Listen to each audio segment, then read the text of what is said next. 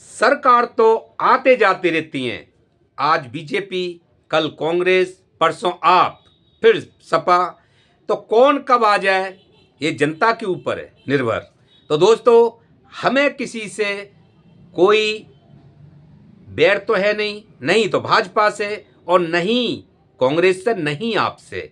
हमें तो वो सरकार चाहिए जो देश का भला करे, जनता का भला करे। जनता के बीच हम भी रहते हैं तो सबका भला होगा, तो हमारा भी भला होगा। तो इस विषय पे बात करेंगे, नहीं तो किसी का पक्ष और नहीं किसी का भेद। तो दोस्तों, आप देख रहे हैं प्रेम इंडिया रिपोर्ट्स। लास्ट तक बने रहिए। अगर चैनल पर फर्स्ट टाइम है तो सब्सक्राइब जरूर कर लें। आपका इसमें कोई खर्च नहीं आता है, ये काम पहले ही कर लिए जाते हैं और ज़रूरी भी है। तो दोस्तों, सबसे पहले बात करते हैं, जैसे कि लोकसभा चुनाव हुए जिसमें बीजेपी यूपी में 240 सीट पर सिमट गई थी।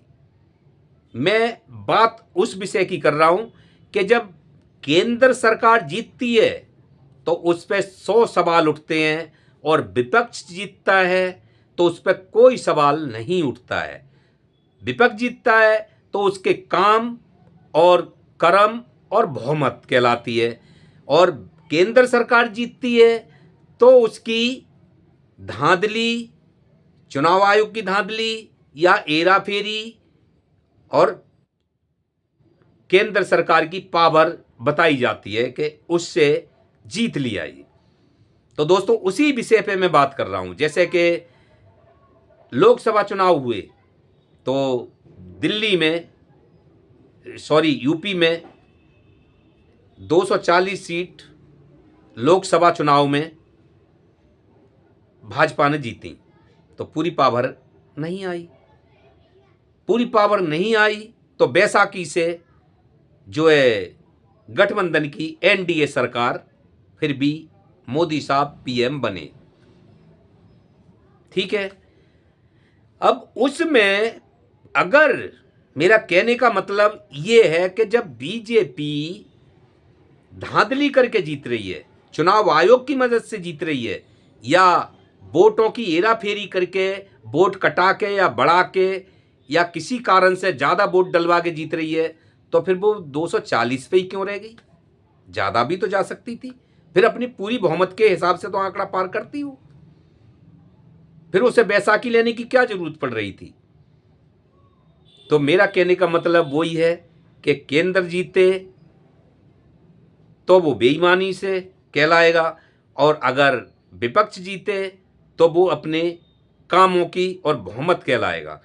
तो दोस्तों, अब जैसे मध्य प्रदेश में कांग्रेस की हवा चल रही थी, वहां भाजपा आ गई। उड़ ये गया, वायरल ये हो गया कि ईवीएम मशीन बैलेट पेपर से कराओ, ईवीएम मशीन के घपला से भाजपा जीत गई। ठीक है। विधानसभा चुनाव में हरियाणा में चुनाव हुए। जब हरियाणा में चुनाव हुए तो आंधी कांग्रेस की चल रही थी।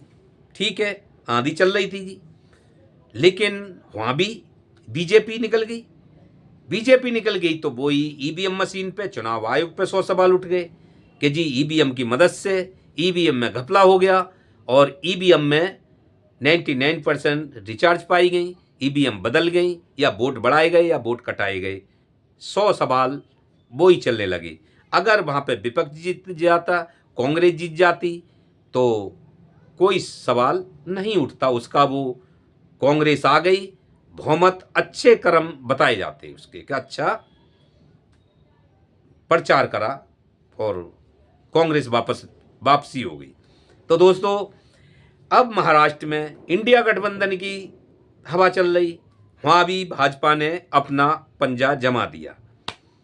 उसमें भी ईवीएम को लेके और वोट बढ़ोतरी को लेके, वोट कटौती को लेके, और वोट 5-6 महीने में कैसे ये इतनी संख्या में बढ़ गए या घट गए, यही सारा चीज़ जो है चलता रहा। आज तक वो खुलासे होते ही जा रहे हैं एक से एक। तो कहने का मतलब वो ये है कि केंद्र सरकार जीतेगी तो फिर कोई सवाल नहीं, 100 सवाल, और अगर विपक्ष जीतेगा तो कोई सवाल नहीं, कोई धांधली नहीं। अब दिल्ली में ले लीजिए, दिल्ली में 10-12 साल से केजरीवाल जी सरकार चला रहे थे। उससे पहले शीला दीक्षित की कांग्रेस की सरकार थी, शीला दीक्षित मुख्यमंत्री थी। 27-28 साल से भाजपा दूर पड़ी हुई है दिल्ली से।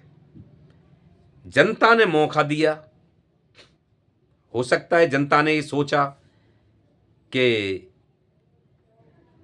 बीजेपी की और आप की खींचातानी में शायद दिल्ली के काम रुक जाते हैं। तो केंद्र में भी एक बार बीजेपी को, जो केंद्र में है, उसको सत्ता में भी, दिल्ली में भी एक बार लोकसभा से लेके विधानसभा तक मौका देना चाहिए, जो कि देखते हैं 5 साल में दिल्ली का क्या विकास होता है। तो दोस्तों, उसके लिए अगर भाजपा की कोई चुनाव आयोग की वजह से ही जीतना था या धांधली करके ही जीतना था, तो 28 सीटें ही क्यों आई? आपकी फिर 28 ही सीटें नहीं आती, क्योंकि 67 जब आप जीत चुकी है पहले, तो भाजपा भी अपनी चुनाव आयोग की मदद से जीत सकती थी। तो इसको कैसे धांधली माना जाता है और कैसे सवाल उठते हैं, जहां तक कि हम भी ये कह रहे हैं कि हम भी देखते हैं कि हाँ जी धांधली हो गई। तो सब अपनी अपनी रोजी रोटी कमाने के लिए केंद्र सरकार पे ही सारा लादते रहते हैं कि सबकी रोटी सिकती हैं। तो दोस्तों, जब हाथी निकलता है तो लोग पत्थर तो मारते ही रहते हैं, लेकिन हाथी तो निकल ही जाता है। तो सवाल ये हमारी गांव की कहावत में है।